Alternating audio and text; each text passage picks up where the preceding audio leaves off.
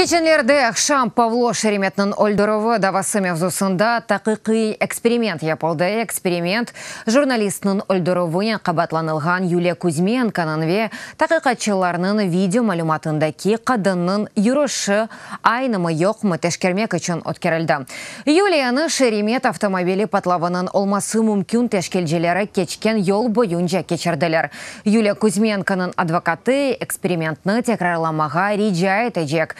Чөнки она бұның ақында башламаздан тек бір саат evvel білдіргенлер.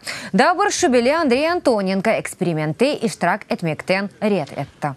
Журналист Павел Шеремет 2016 сенесі елінің 20-сында Саба Киевның мерkezінде Богдан Хмельницкий ве Иван Франко сұқақлараны чатышмасында машина патлавы нәтижесінде әлі ақылды.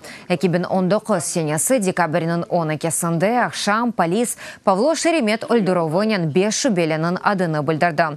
Тақиқат Чалғыжы ве аскер Андрей Антоненко ве гонулы Юлия Кузьменканы ижраджы деп сая.